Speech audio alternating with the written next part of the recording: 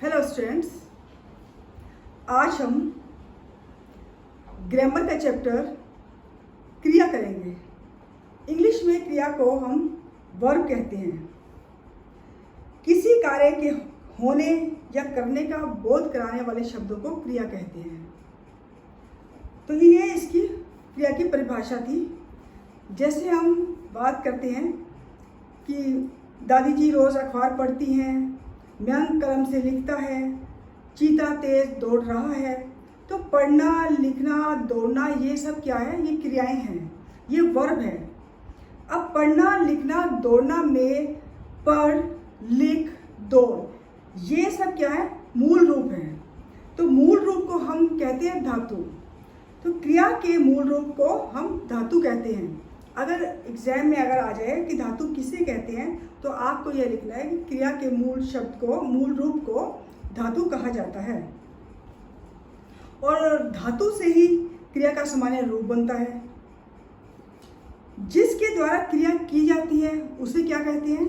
उसे हम कर्ता कहते हैं। इंग्लिश में कर्ता को सब्जेक्ट कहते हैं। और क्रिया का प्रभाव या फल जिस पर पड़ता है उसे हम कर्म कहते हैं। इंग्लिश में कर्म हम ऑब्जेक्ट को कहते हैं। जैसे शिक्षक ने छात्रों को पढ़ाया, तो यहाँ पर शिक्षक क्या है? सब्जेक्ट है, कर्ता है। और उसके द्वारा पढ़ाए जाने वाली क्रिया का प्रभाव छात्रों पर पड़ा, तो इसलिए छात्र क्या हुए? कर्म, वो ऑब्जेक्ट हुए। तो अब हम करते हैं क्रिया के भेद। कर्म के आधार पर क्रिया के दो भेद होते हैं। पहला है सकर्मक क्रिया, दूसरा है अकर्मक क्रिया। सकर्मक क्रिया में जिन क्रियाओं में कर्म की अपेक्षा रहती है उसे हम सकर्मक कहते हैं। जैसे कि नाम से ही मालूम चलता है कि सकर्मक भी कर्म सहित, कि जिस सेंटेंस के अंदर कर्म दिया हुआ हो तो उसे हम सकर्मक कहते हैं। अब सकर्मक को पहचान कैसे आएगी कि ये सकर्मक है या नहीं? तो आप क्रिया से दो शब्दों से क्वेश्चन बना सकते हैं।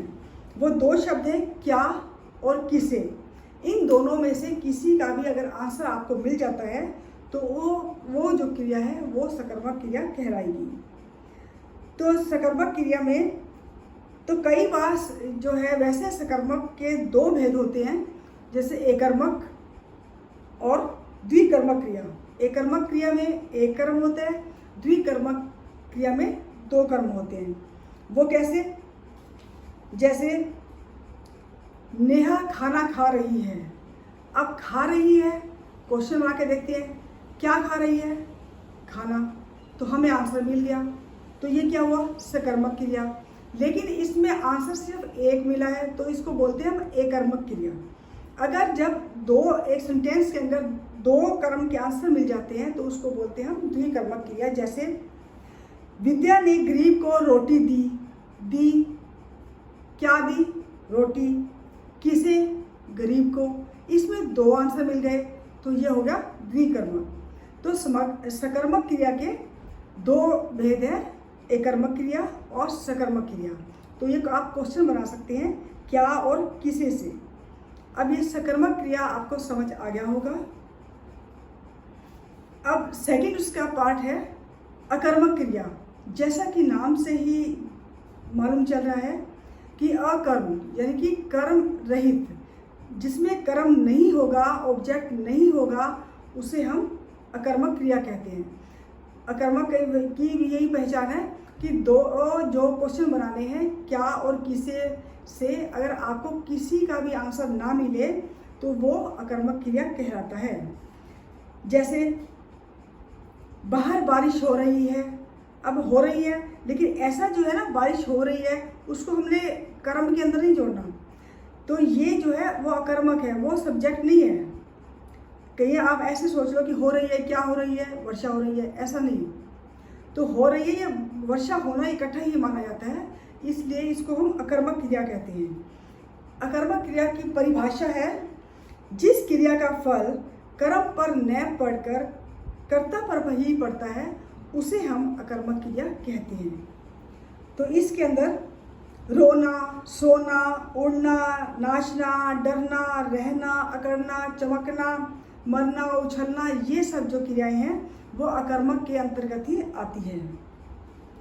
तो अब इसके अंदर जो मेन पॉइंट है इस लेसन के अंदर, क्रिया के अंदर, वो एक बार मैं आपको दोबारा बता देती हूँ जो याद करने योग्य है। अगर आपको ये पॉइंट्स अगर याद हो जाएंगे तो आपको सोच लो ये क्रिया का लेसन याद हो गया।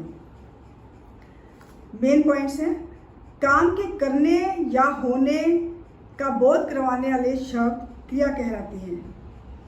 क्रिया करने वाला कर्ता कहलाता है। क्रिया का मूल रूप धातु कहलाता है। कर्म की दृष्टि से क्रिया के दो भेद हैं, अकर्मक क्रिया और सकर्मक क्रिया। सकर्मक क्रिया में एक साथ दो कर्म भी हो सकते हैं। तो इसके अंदर जिसमें दो कर्म हुए वो द्विकर्मक क्रिया होगा, जिसमें एक कर्म होगा वो एकर्मक क्रिया होगा। लेकिन अकर्मक क्रिया में कोई भी कर्म नहीं होता। सकर्मक क्रिया में क्या, किसे, किसको, किसी और किसको एक ही बात है आदि के प्रश्नों के उत्तर मिलते हैं। लेकिन अकर्मक क्रिया में क्या, किसे, किसको आदि जो किसी भी प्रश्न का उत्तर नहीं मिलता वो अकर्मक क्रिया कहते हैं उसे। तो अब आपको ये लेसन क्रिया का समझ आ गया होगा।